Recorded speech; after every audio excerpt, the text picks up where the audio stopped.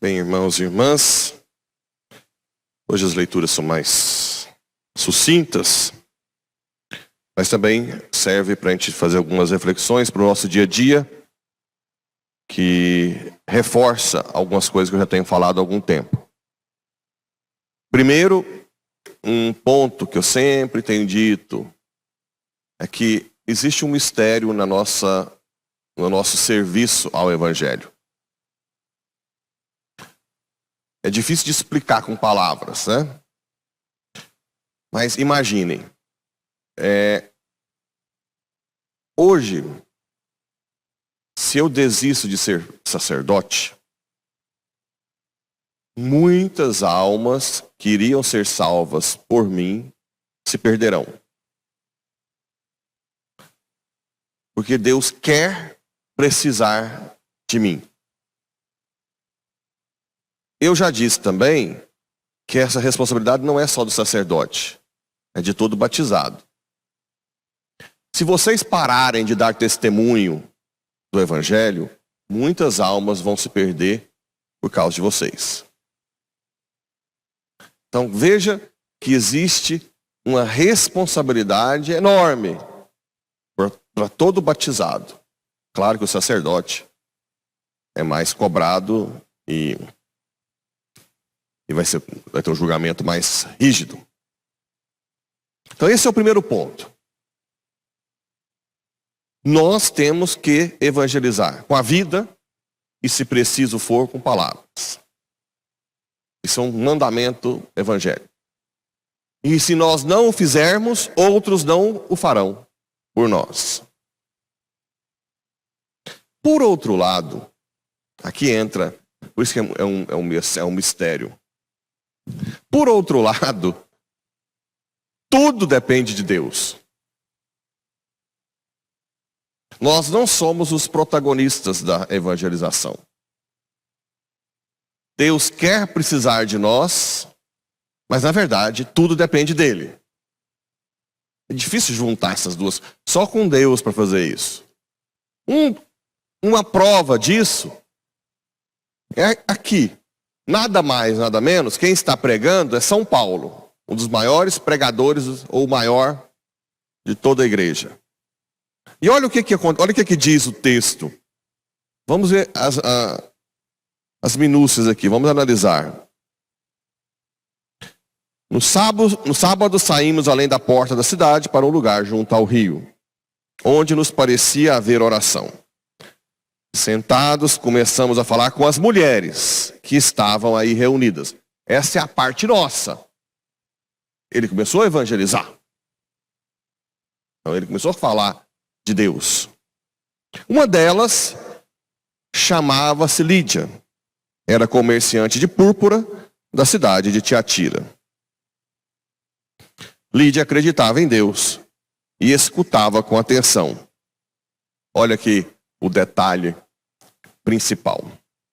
O Senhor abriu o seu coração para que aceitasse as palavras de Paulo. Está vendo? Se você não tem... É impressionante a Bíblia. Como o Espírito Santo inspira. Aí vocês vão... A gente, no início da minha conversão, isso me deixava muito confuso. Eu já falei que eu não aceitava muito aquela palavra. Quando fizerdes alguma coisa, não fizeste mais que a sua obrigação. És um servo inútil. Eu falava, gente, mas como é que Deus chama a gente de servo inútil? Que coisa. A gente fica confuso. Mas o que eu também já tenho explicado. O tanto que Deus é perspicaz.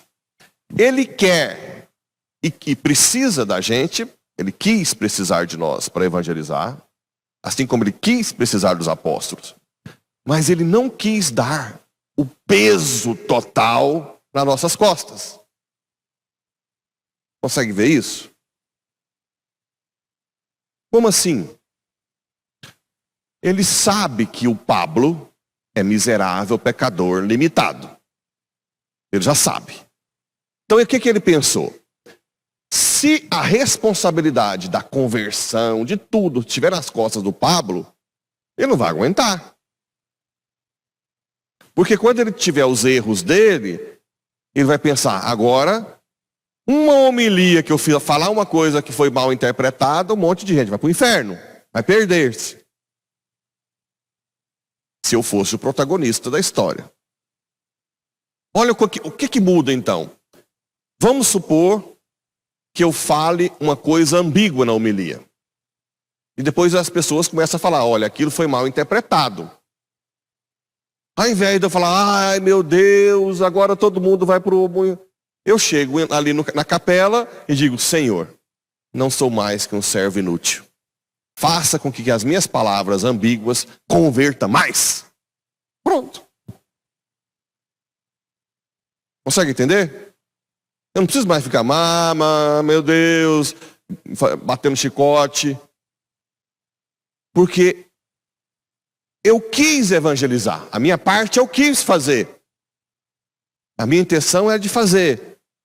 Tentei fazer o melhor, não foi uma má fé. Mas eu sou limitado. Então não saiu como deveria. Ou um dia qualquer estou irritado, chega alguém e eu trato mal. Ah, não deveria, mas é ser humano. Né? Aí as pessoas vão embora, eu não piso mais aqui. Se eu fosse o protagonista da salvação, essas pessoas estariam perdidas. Se eu não consigo mais encontrar com essas pessoas para pedir perdão, eu rezo e falo, Senhor, que aquele ato meu, ruim, feio, o Senhor transforme em meios de conversão para aquela família. Me ajuda, Senhor. Consegue entender? Tudo depende de mim e tudo depende de Deus.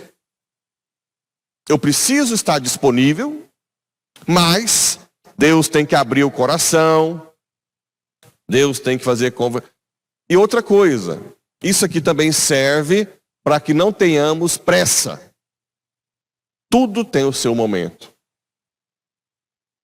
Principalmente na família. Ai, eu falo de Deus, ninguém quer saber de nada. Chega a hora que tenha conversa. Se você for fiel no seu testemunho de vida e de busca sacramental, vai chegar a hora dos familiares. Na hora que você menos espera.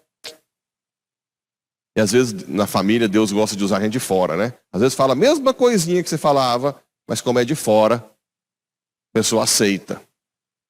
Isso para nós é humildade. E para coroar isso, tem o Evangelho, que vai explicar o profundo desse mistério, que é, na verdade, o Espírito Santo que está aqui. Né? Está no nosso meio. Dentro de nós e no nosso meio. É o próprio Deus, o amor. Naquele tempo disse Jesus, quando vier o defensor, que eu vos mandarei da parte do Pai, o Espírito da verdade que procede do Pai, ele dará testemunho de mim. Ora, você não vê o Espírito Santo em si falando algo. Você vê ele usando alguém. Né? Aqui está uma chave do mistério que depende de nós, mas depende dele. É o Espírito Santo que abriu o coração de Lídia. E vós também dareis testemunho, porque estáis comigo desde o começo. Eu vos disse essas coisas para que vossa fé não seja abalada. Expulsar-vos-ão das sinagogas, e virá a hora em que aquele que vos matar julgará estar prestando culto a Deus. Olha só, nós vamos ser sempre julgados, perseguidos. Quem busca Deus é perseguido de uma forma ou outra nessa sociedade. Se você não tivesse o Espírito Santo Paráclito para te dar força, para te consolar, para te tirar sua carência, que eu falei ontem, né?